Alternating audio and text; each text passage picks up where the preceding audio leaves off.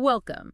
Today we are tackling something that is just, well, a truly wild chapter in history. We're talking about how, in the late 19th century, a few European nations basically got together in one room and drew the modern map of Africa. It's known as the Scramble for Africa, and it all comes to a head at the Berlin Conference in 1884. And to really get why this even happened, you have to picture Africa. I mean, it's a massive continent, so diverse, so full of resources. Exactly. And for centuries, Europeans were really just stuck on the coasts. The interior was a mystery to them. A mystery because of, what, the terrain? The terrain, for sure, but also devastating diseases. It was like a natural defense system. But then technology changes things. Oh, absolutely. The steamship is the big one. All of a sudden, these massive rivers, the Congo, the Nile, they're not barriers anymore. They're highways. Highways that let explorers go deep into the continent. And what they find there just confirms all the rumors. Gold, diamonds, copper, rubber. It's all there. So the mission goes from exploration to something else entirely. To control. Becomes about control. European leaders start thinking that grabbing this land is the key to national power and, incredible wealth. So let's break down what was driving them. It wasn't just a random impulse. It was like a perfect storm of economics and politics. You have to start with the Industrial Revolution. It's the engine for everything that follows. Right. All those factories in Europe are just hungry, insatiable. They're running all day, every day. They need a constant flow of raw materials they just don't have at home. like what specifically? Well, rubber was becoming a huge deal for tires and machine parts, copper for all the new electricity, all kinds of minerals. And Africa is seen as this, what, a giant warehouse? That's the perfect way to put it. A giant unlocked storehouse. If you could claim a piece of it, you secured your country's economic future. It was that simple. But it wasn't just about taking things out, was it? No, that's a great point. They also saw the millions of people in Africa as a massive new market. New customers. Exactly. Sell them the textiles and tools you're making in your factories. So you get resources going one way and finished goods going the other. So the economic pressure is massive, Yeah. but then you add the politics. And that's what really turns it into a scramble. National pride. In the 19th century, the size of your empire was like a global status symbol. The more land you had, the more powerful you were. Absolutely. And you had Britain and France way out in the lead, grabbing territory. This made countries like Germany and Italy incredibly nervous. Felt like they were falling behind. They were terrified of it. And it got tense. I mean, these countries almost went to war with each other over some random border in Africa. And leaders would actually use this back home, right, to get political support. For sure. They'd show off maps and newspapers with all their new territory colored in. It was a source of national pride. And this competition, it just kept escalating until everyone realized they needed some rules before it exploded. Which brings us to one person who just threw gasoline on the fire. King Leopold II of Belgium, a very unusual figure in all this. He wasn't even acting for his country at first, was he? No, not really. He set up this private organization, and his public pitch was all about, bringing civilization and Christianity to the Congo. Sounds nice. It was a cover, complete cover. His real goal was personal wealth. He wanted the ivory and especially the rubber from the Congo Basin. And how did he go about getting it? He hired the famous explorer Henry Morton Stanley. Stanley's job was to map the Congo River and get local chiefs to sign these treaties. Which I'm guessing were not exactly fair deals. Not even close. Many leaders had no idea what they were signing.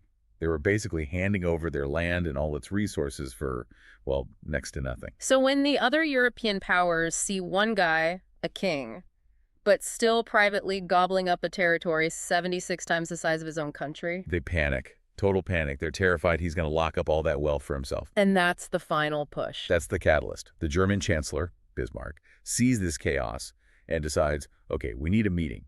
We need to set some ground rules. The Berlin Conference, 1884. That's the one. He invites 14 nations to Berlin.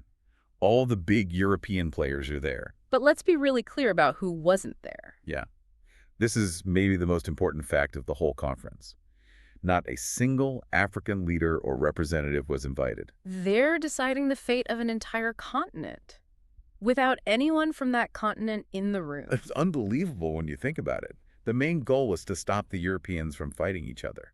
It was never about Africa's best interests. So what were the rules they came up with?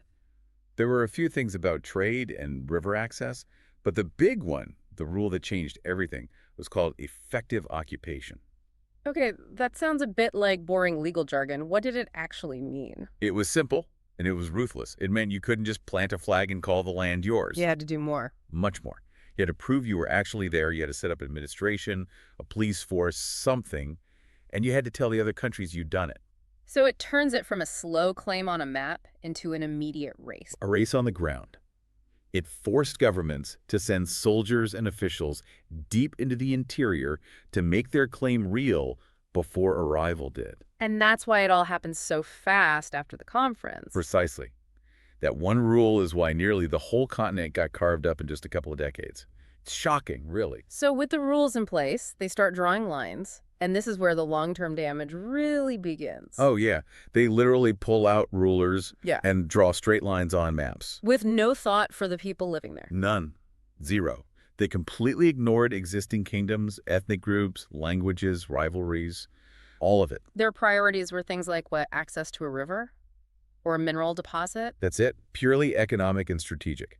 So you end up with these completely artificial borders. What does that look like in reality? Well, you might have one ethnic group suddenly split into two different colonies, ruled by two different European powers. Or the opposite, I guess. Exactly.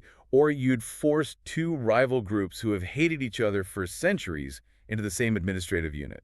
Which just sounds like a recipe for future conflict. And it was. A lot of the modern borders in Africa today are the direct result of those lines drawn in Berlin. But people didn't just accept this, right? There must have been resistance. Of course. It was widespread right from the start. Yeah. Some African leaders tried diplomacy. Others fought back hard with their armies. But the technology gap was just too big. It was huge. European armies had machine guns, Yeah. specifically the Maxim gun. It gave them an unbelievable advantage. And once military control was in place, everything changed. Everything. Traditional governments were just swept aside. Kings and chiefs lost all their real power. New European laws were imposed. You also hear about forced labor. Yes. Men were often taken from their villages and forced to work on colonial projects, like building railways or working in mines. It tore communities apart. So to control these huge new colonies, they start building infrastructure. Right. They built railways and telegraph lines and put steamships on the rivers. It looks very modern. But who was it for? That's the key question. Exactly. The railways weren't built to connect African cities for African people. They were built for one reason: to get the raw materials from the interior to the coast as fast as possible. So they could be shipped back to Europe? That's it. It was an extraction machine, and all of it was built with local labor, often under brutal conditions. And then there are the social changes. Missionaries start arriving. In huge numbers. They set up schools, which did teach some people to read and write, But they taught European history, European languages. and often taught that local traditions and knowledge were inferior.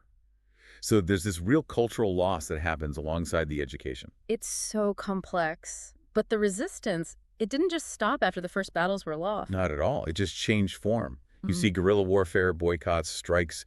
It was constant. And there were some major victories, too. Oh, absolutely. Yeah. The most famous is Ethiopia. In 1896, they completely defeated an invading Italian army at the Battle of Adwa. Wow. It was a stunning victory, and it kept Ethiopia independent. It proved that European dominance wasn't inevitable. And this spirit of resistance, this desire for self-rule, it never went away. Never. It just went underground sometimes. And it laid all the groundwork for the huge decolonization movements that swept across the continent after World War II. So when you connect it all back, the legacy of that meeting in Berlin is just immense. It's everywhere. Mm-hmm. Those artificial borders are linked to so many conflicts that came later. And the economies, too. Yep. The entire economic structure of the continent was rewired to be an exporter of raw materials. For many countries, that basic model hasn't changed all that much. Even the languages people speak today, English, French, Portuguese, are a direct result of this period. The whole thing, the structured takeover of a continent, planned by people thousands of miles away, it's just a stark example of imperial power. So when you look at a map of Africa today and you see those long, straight borders, you're not just looking at lines. You're looking at history. You're looking at the outcome of that conference. To understand the continent today, its politics, its economies, its challenges, you have to understand what happened in that room in 1884. It really makes you think. And here's a final thought to leave you with. If those borders, drawn purely for European convenience, are still the basis for politics and power today, How much has really changed? A powerful question. Good luck with your studies.